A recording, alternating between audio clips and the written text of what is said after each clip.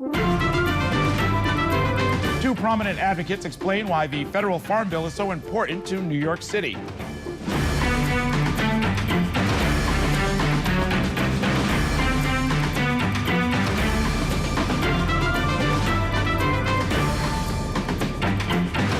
Welcome back to the road to City Hall. Yesterday, the Agriculture Committee of the U.S. Senate approved a nearly $1 trillion farm bill, while the House Committee took up its own version of that measure today.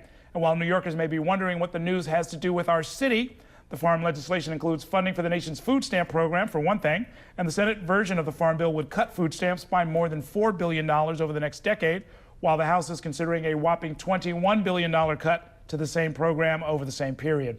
Joining us to talk about the implications of the farm bill on our city and beyond, we've got Ruth Messinger, the president of American Jewish World Service, who's also a former Manhattan Borough president and a former candidate for mayor. Also with us is Joel Berg, the executive director of the New York City Coalition Against Hunger. Welcome to both of you. Thanks for coming in. Thank you. And Joel, let me start with you. You spent a lot of time in Washington and you worked on a lot of these issues. Yes. We kind of joked about it, but in a way it's serious.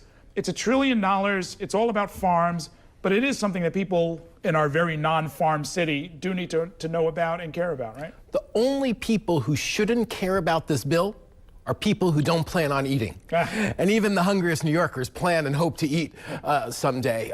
The food stamps program alone, now called the SNAP program, helps feed 1.8 million of our neighbors and spends $3.5 billion here in New York City. That's 1 out of every 10 food dollars.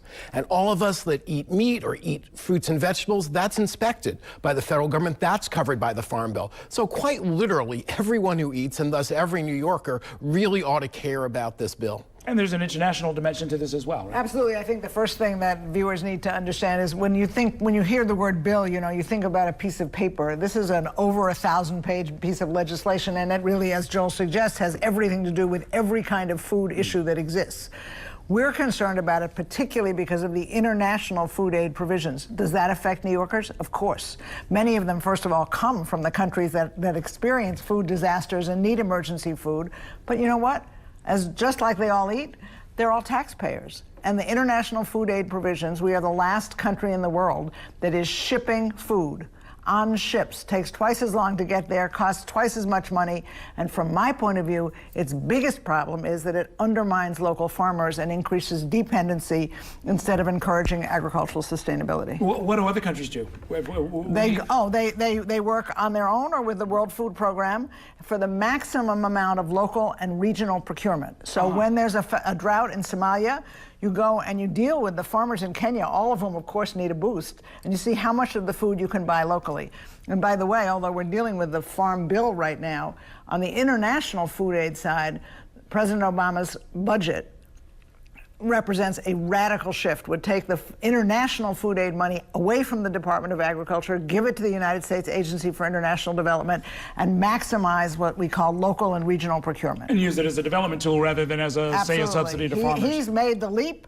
The Congress is moving slowly or not at all, as we'll both tell you. You said the Senate did the markup yesterday.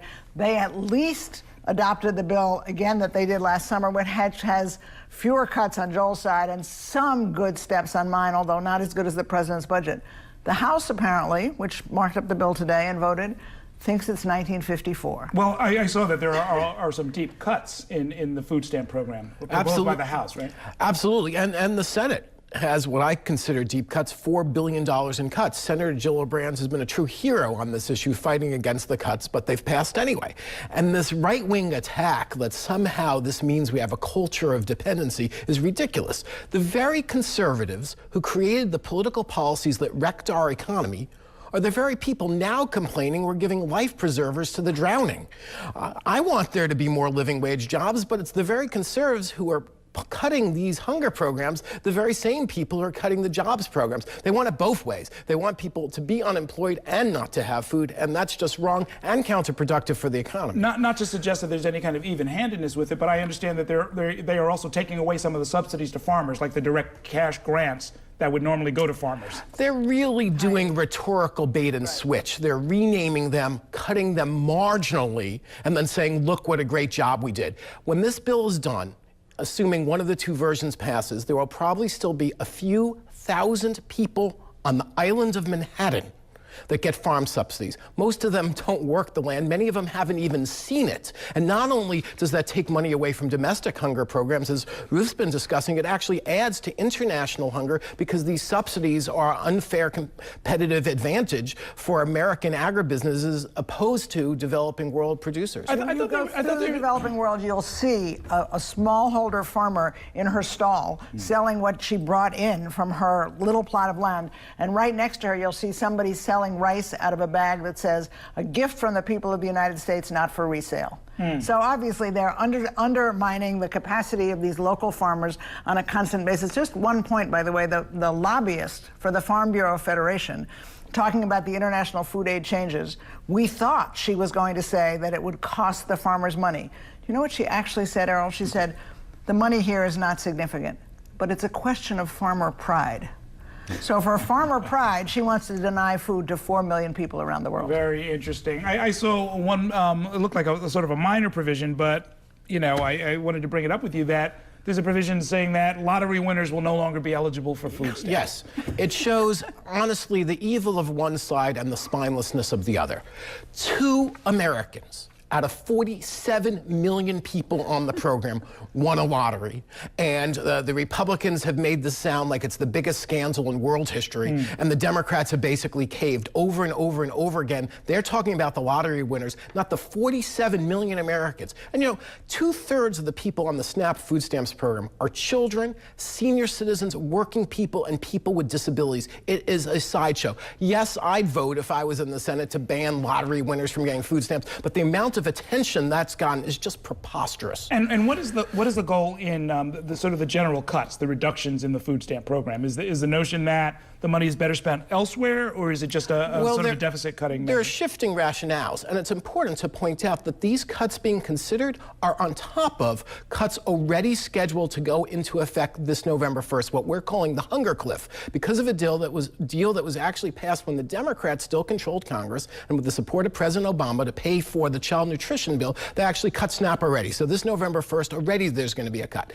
There are various claims of why we need to do this. Some say we need to reduce the deficit, but it's not going to deficit reduction. It's going to more corporate welfare. Other people say it's fraud, fraud, fraud, fraud. But they're not taking away money from engaged in fraud. They're taking money away from hungry, working families. So it's all really one big shell game to say, oh, we're going to tighten up on fraud, when in fact they're shafting working people, shafting senior citizens, shafting children, and they're not using it to reduce our deficit. And as you said, still benefits to farmers, and farmers thinking and people thinking, oh, my tax dollars are going to buy American food and feed hungry people, but it's a stupid use of the money. We were delighted, you talked about Senator Joel Berg, we were delighted that Representatives Engel and Louis both have supported the president's budgetary change. Today, in the Agriculture Committee passed the same bad bill that we're both talking about with none of these changes. We know that Representative Royce from California is coming out with some serious proposals for food aid reform as a Republican, and we're very much hoping that Representative Engel will sign on to those. And this is going to be fought out in committee, I take it? Yes, and in the international food aid provisions, I think different from yours, it's both the Agriculture Committee and the Foreign Affairs Committee. Both are involved. Okay, we're going to keep an eye on it. Thank you for getting us started on this $1 trillion question. We'll continue to follow it. Thanks a whole lot. We're going to take a short break now.